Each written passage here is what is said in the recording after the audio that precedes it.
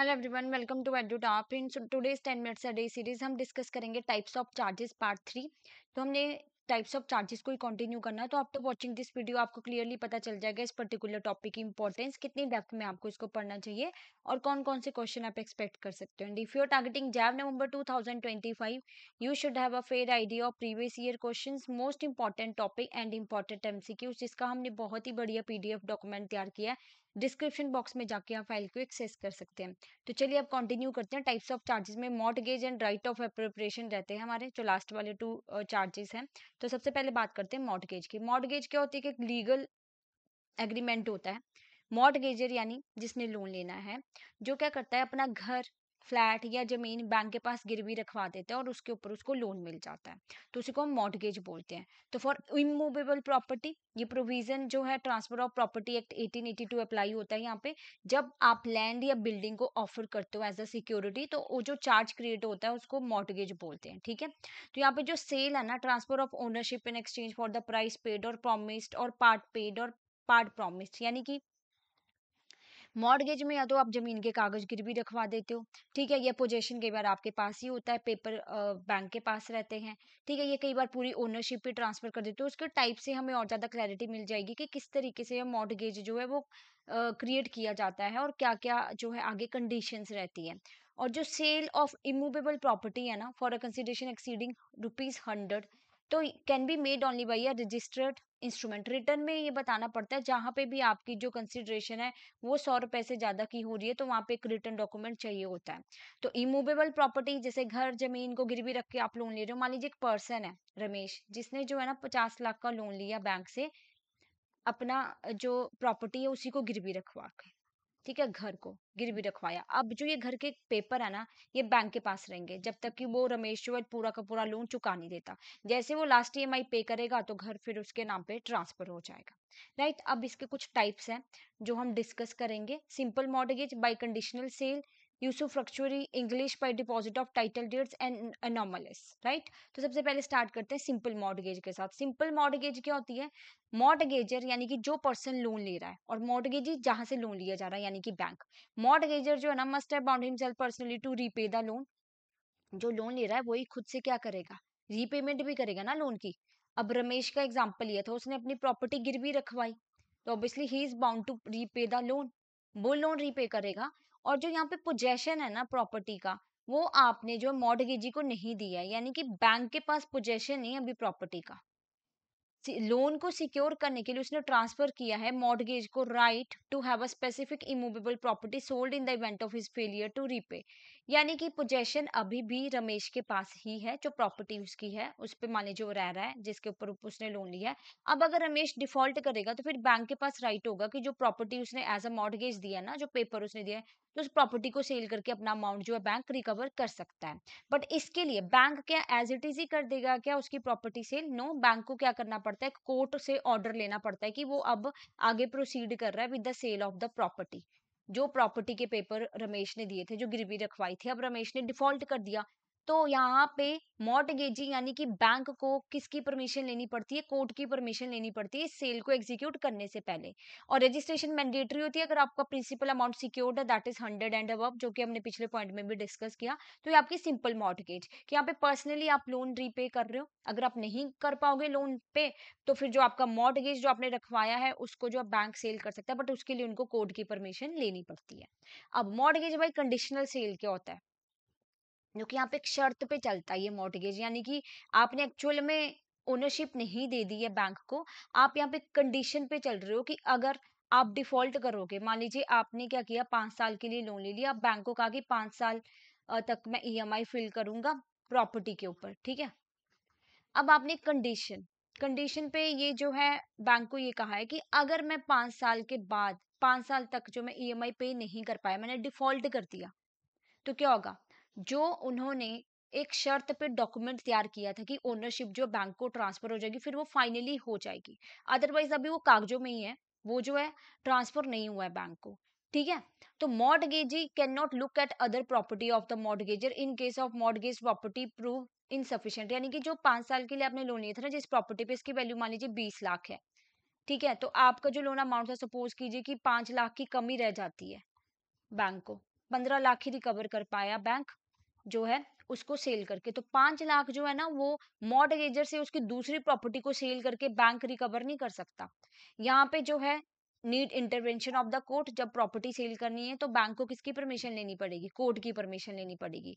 और यहाँ पे ना ये मॉर्टगेजर जो है पर्सनली लायबल नहीं है टू पे द डेट। पर्सनली वो पे नहीं कर रहा, कुछ ईएमआई पे नहीं कर रहा। एक डॉक्यूमेंट जो उसने डॉक्यूमेंट डिपॉजिट कराया है कि वो कंडीशन पे कि वो प्रॉपर्टी के पेपर है, तो उसी में से जो है ये क्लियर हो गया एक मॉर्टगेज। ये क्लियर हो गया कि अगर आप डिफॉल्ट करोगे तो फिर वो घर बेच के जो है बैंक अपना अमाउंट रिकवर कर लेगा। बट ये वाली जो मॉर्टगेज है ना, not preferred by the bank, because यहाँ पे जो पोजेशन जो है बैंक के पास नहीं है, थोड़ा रिस्की रहता है। तो क्योंकि mortgage does not have a possession of the property, possession ही नहीं प्रॉपर्टी का, तो फिर सेल नहीं हो सकता। कंडीशन पे चलता है, अगर मॉर्टगेज डिफॉल्ट करेगा देन ओनली, ठीक है, अदरवाइज नॉट।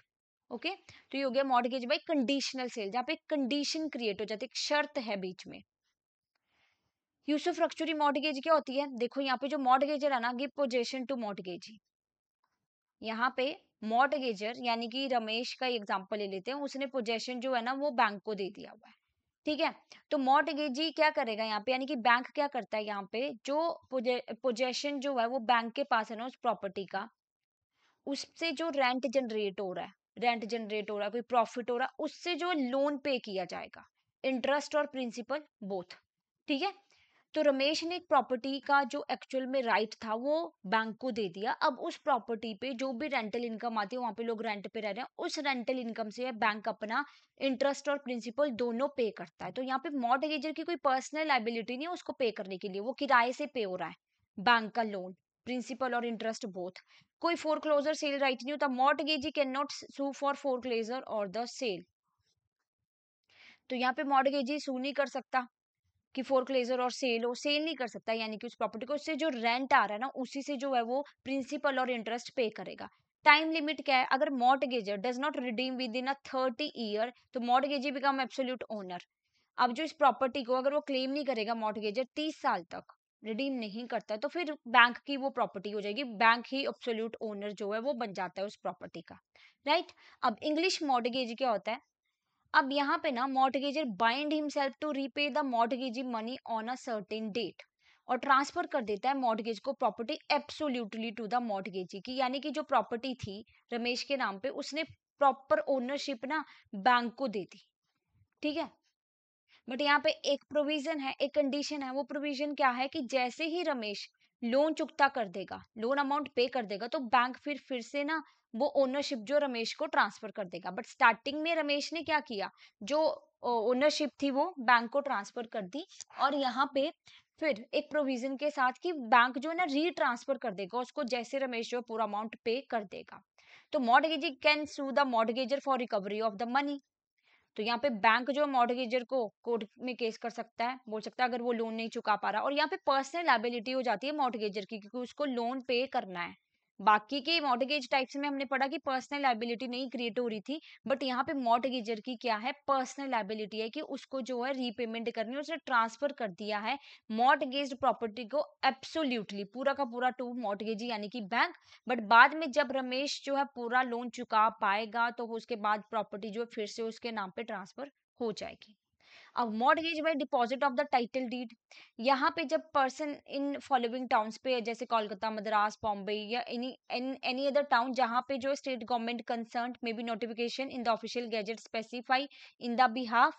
तो यहाँ पे क्या होता है कि आप क्या कर रहे हो ना, document of title to immovable property जो ना वो ट्रांसफर कर रहे हो एज अ सिक्योरिटी, कि आपने क्या किया, आपने अपने प्रॉपर्टी के ना पेपर दे दिए।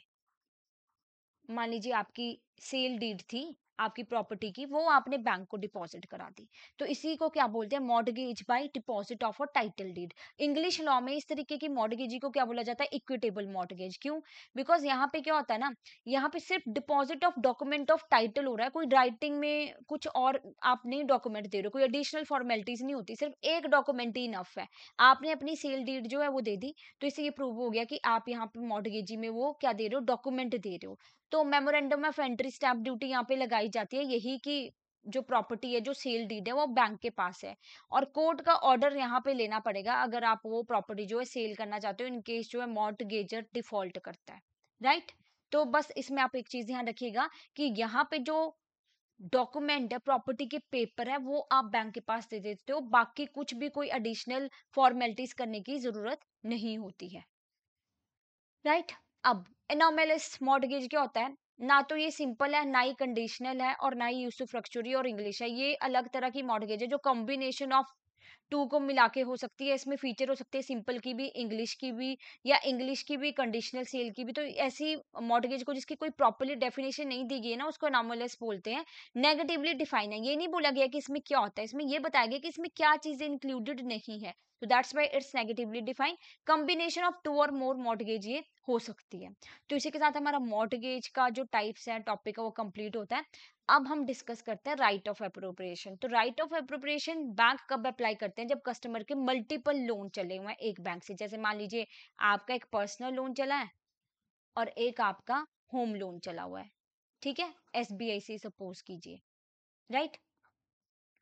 तो कस्टमर का प्राइमरी राइट होता है टू स्पेसिफाई कि डेट जो आप पेमेंट डिपॉजिट करा रहा है कस्टमर, तो दोनों में से कौन सा लोन जो पहले पे करना है। कस्टमर ने बताया है, ठीक है, तो वैसा ही बैंक को जो है वो फॉलो करना पड़ता है। अगर कस्टमर ने बोला कि आप मेरा जो मैं 20,000 डिपॉजिट करा रहा हूँ ना बैंक में, उससे मेरा पर्सनल लोन की किस्त पहले पे कर दो, ठीक है, तो फिर बैंक को वो फॉलो करना पड़ेगा।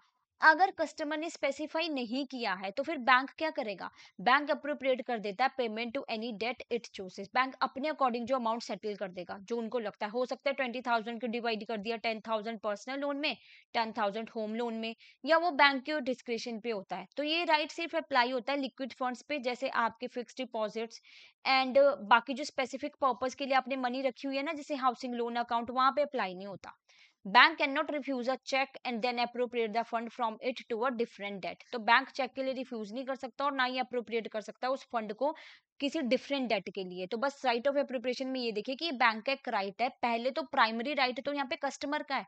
जो कस्टमर ने कहा है, उसने जो डिपॉजिट कराया, तो जो लोन अकाउंट में वो कह रहा है कि ईएमआई पे करे, तो बैंक को वो फॉलो करना पड़ता है। बट अगर कस्टमर ने कुछ भी स्पेसिफाई नहीं किया है, तो बैंक फिर अपना राइट ऑफ एप्रोप्रिएशन यूज करता है। वो पेमेंट को अप्रोप्रिएट कर देता है to any debt it chooses, right. तो इसी के साथ हमारा टाइप्स ऑफ चार्जेस टॉपिक जो कंप्लीट होता है। तो इसके ऊपर अब क्वेश्चन डिस्कस कर लेते हैं। In usufructuary mortgage what will be the right answer? Ownership of properties transfer to mortgagee. Mortgagee has a no right to possession. Mortgagee take possession and enjoy rent and profit. Mortgager is not liable to repay. What will be the right answer? C.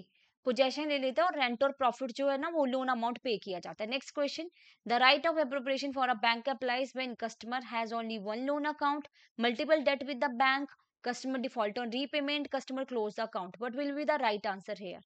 Option B, जब आपके जो multiple date है bank के साथ, तब क्या है, right of appropriation use होता है। तो इसी के साथ हमारा ये टॉपिक जो है वो कंप्लीट होता है। आई होप आपको क्लियर हुआ होगा। अब I just want to inform you, since there is a less time for your preparation of JAP. JAP November is approaching, अब अगस्त का लास्ट वीक है, सितंबर कमिंग, तो टाइम बहुत कम रह गया। इसके लिए आपको जो टाइमली प्रिपरेशन कर लेनी चाहिए। तो for that I am just telling you about the JAIIB courses we have. तो यहाँ पे जब आप जैप कोर्सेज पे क्लिक करते हो, आप इसको स्क्रॉल डाउन करते हो, तो you can see here the complete master course. इसमें आपको लाइव क्लासेस मिलते हैं, concept classes, you will get a concept notes, mock test, and you have to use a coupon code JAP75 to get a flat 75% off for this। और side by side क्या है, हमारा live crash course जो है batch 5 launch हो चुका है, जिसके बारे में आपको यहाँ से इंफॉर्मेशन मिल जाएगी। आपको मिलती है live classes, concept note, solved PYQ जो कि बहुत इंपॉर्टेंट रोल प्ले करते हैं किसी भी एग्जाम में, chapter wise mock test, full length mock test, and brochure में आपको बाकी डिटेल्स मिल जाएंगी। तो you can get a flat 80% off on this. What you have to do, आपको कोड यूज करना है JAB80, और बाय नाउ पे जब आप क्लिक करते हो तो आप कोड लगाना मत भूलिएगा, JAB80 you will put there. तो आपको इतना डिस्काउंट जो 80% डिस्काउंट मिल जाएगा, राइट। और आपको कोई और डाउट है, कोई और क्वेरी है, तो आप हमें इस नंबर पे कॉल कर सकते हो, मेल भी कर सकते हो hello@edutap.co.in, और वेबसाइट पे यहाँ से डायरेक्टली विजिट कर सकते हो। Thank you so much.